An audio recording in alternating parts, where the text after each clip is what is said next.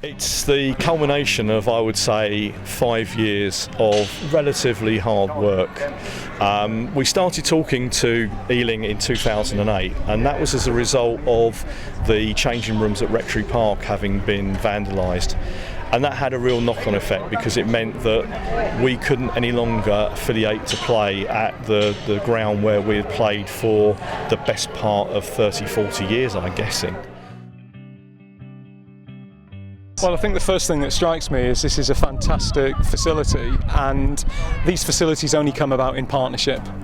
The work that's gone on here from Larkspur Rovers' perspective in the first instance as a local charter club, inspirational in terms of the amount of commitment over the years that they've actually put into this kind of development, and then working hand in glove with Ealing Borough has meant that they've been able to bring this to fruition, because otherwise, if you don't work in that sense of partnership, you can't then draw down the appropriate grant aid, you can't facilitate it, you can't finance it. But actually, what was a better approach was actually to talk very sensibly to the council and rationally and say, here we are, we've been in Northolt for the last, I don't know how many years. We want to continue to be in Northolt. We want to continue to serve the Northolt community.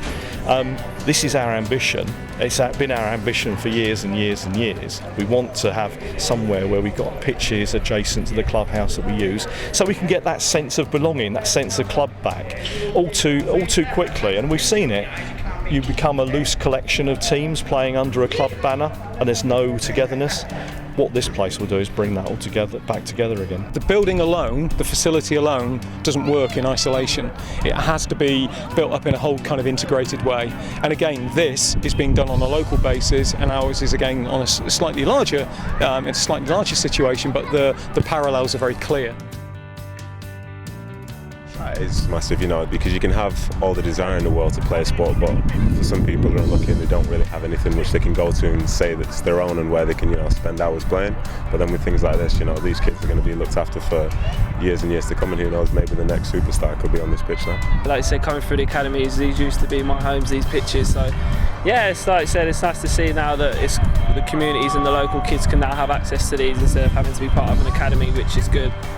I said you just want the youngsters now, they're the future of football, so you want to give them as much chance as you can to get where they want to be.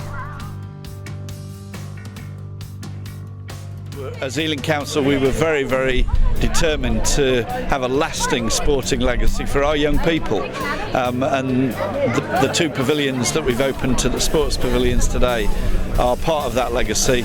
Will allow generations of children to get engaged in sport and to fulfil their dreams. Making sure that we're a beacon for the community, a sporting beacon. We don't want to be a drinking establishment. We're not into being a rowdy pub, as it were. What we want to do is focus on the sporting ambitions of the local people. The real good football clubs, they do have lots of links in the local community, and from then you'll always be well supported, from say the footballing side to the way the players are with the fans and the fans are to the players. The more it feels like a family in a local run football club, the better the club will be.